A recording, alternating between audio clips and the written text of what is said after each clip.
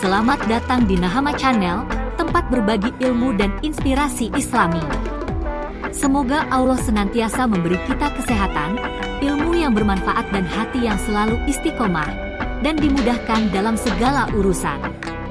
Jangan lupa like, share, dan subscribe. Bismillah, mari kita mulai. Kisah Diponegoro, ketika jiwa tak bisa ditaklukkan. Ini adalah kelanjutan dari kisah sebelumnya tentang kelah dan masa remaja Pangeran Diponegoro, di mana kita menyaksikan bagaimana benih-benih keimanan dan kecintaan pada tanah air mulai tumbuh dalam hatinya. Sejak kecil, Diponegoro dikenal cerdas dan memiliki ketertarikan mendalam pada ilmu agama. Ia belajar langsung dari para ulama terkemuka, mendalami Al-Quran, hadits, dan tasawuf. Hidupnya penuh dengan zikir, tafakur, dan pemahaman mendalam tentang makna jihad yang sejati. Ia percaya bahwa perjuangan melawan penjajahan bukan sekadar perang fisik, tetapi juga jihad melawan kezaliman dan mempertahankan martabat umat Islam. Pada suatu senja yang tenang di Tegalrejo, Diponegoro duduk termenung di serambi rumah sederhananya. Angin sepoi membawa aroma tanah basah, namun hatinya bergemuruh. Ia baru saja menerima kabar bahwa Belanda telah memancang tonggak-tonggak jalan melewati makam leluhurnya tanpa izin dan rasa hormat. Tangannya mengepal, matanya menatap jauh ke cakrawala yang memerah, seolah mencari jawaban di balik langit yang membisu. Ini bukan sekadar tanah, bisiknya pelan, ini adalah kehormatan, warisan, dan harga diri kita.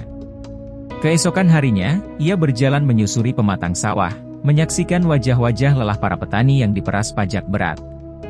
Mata-mata mereka penuh keputusasaan, tetapi juga harapan kecil saat melihat sang pangeran hadir di tengah mereka. Saat itulah Diponegoro merasakan panggilan yang tak bisa diabaikan. Bukan karena darah birunya, melainkan karena iman yang menuntunnya untuk Audio bertindak. asli kreasi Nahama Channel. Malam itu, di bawah cahaya bulan purnama, Diponegoro bertemu dengan seorang gadis bernama Raden Ayu Retnaningsih. Tatapan mereka bertemu di tengah pertemuan rahasia para pejuang. Retnaningsih bukan hanya cantik, tetapi juga memiliki semangat yang membara melawan ketidakadilan. Percakapan mereka mengalir ringan namun penuh makna. "Kau tahu, Pangeran," ujar Retnaningsih dengan senyum tipis, "jika cinta tanah air ini adalah api, maka doa-doaku adalah minyak yang membuatnya terus menyala." Diponegoro tertawa kecil, "Dan jika semangatmu adalah bintang di langit, maka aku akan menjadi langit itu sendiri, agar selalu ada di sekitarmu." Audio asli kreasi Nahama Channel. Retnaningsih melanjutkan, suaranya penuh keyakinan, "Kita mungkin terpisah oleh medan perang, tapi ingatlah, perempuan bukan hanya penjaga rumah. Kami adalah penjaga semangat. Aku akan berada di barisan belakang, menyembuhkan luka, menyampaikan pesan, dan menjaga api perjuangan tetap hidup." Diponegoro menatapnya dengan hormat, "Kau lebih dari sekadar penjaga semangat, Retnaningsih. Kau adalah bagian dari jantung perjuangan ini." Dengan semangat jihad yang menyala, Diponegoro mengumpulkan para ulama, santri, dan rakyat. Di bawah rindang pohon beringin, mereka bersumpah setia untuk melawan ketidakadilan. "Perang ini bukan sekadar melawan penjajah, tetapi melawan ketakutan dalam diri kita sendiri," seru Diponegoro, suaranya menggema, menyalakan bara semangat di hati setiap orang. Pertempuran di Merapi, semangat yang tak pernah padam. Dalam salah satu pertempuran sengit di lereng Merapi, suara denting senjata bercampur dengan pekikan takbir. Diponegoro berdiri di garis depan, pedangnya terangkat tinggi, cahaya fajar memantulkan kilauannya. Di tengah hiruk pikuk itu, ia melihat Retnaningsih membantu merawat para pejuang yang terluka, wajahnya penuh ketegaran. Tatapan singkat mereka di medan perang menjadi pengingat akan apa yang mereka perjuangkan, bukan hanya kemerdekaan, tetapi juga masa depan yang lebih adil. Rakyat sekitar Merapi turut ambil bagian. Para petani menyembunyikan pejuang di lumbung-lumbung padi mereka, mengantarkan makanan dalam keranjang-keranjang sederhana, bahkan anak-anak membantu sebagai pengintai kecil di perbukitan.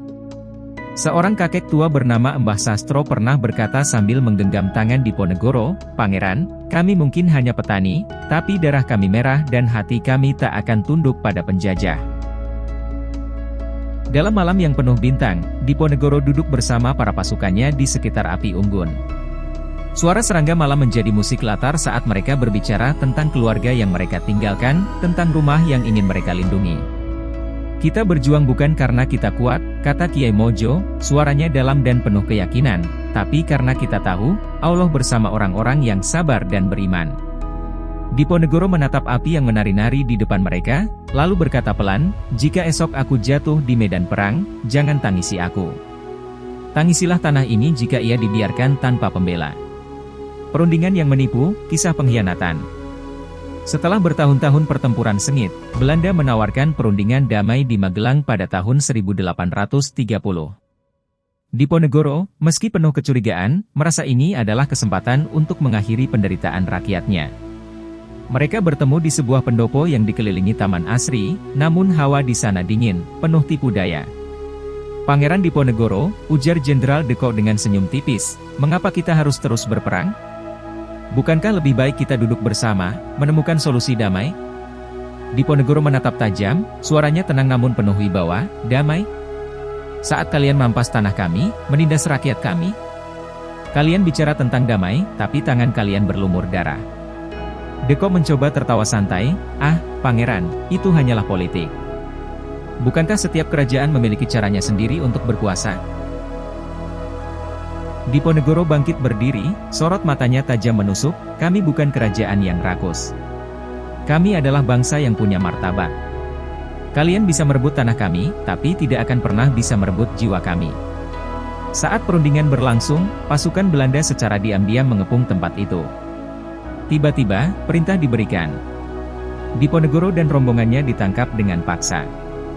Pengasingan, derita di balik dinding penjara. Dalam perjalanan menuju kapal yang akan membawanya ke pengasingan di Manado, Diponegoro diperlakukan dengan kasar. Tangan dan kakinya dirantai, namun sorot matanya tetap tajam, penuh kebanggaan.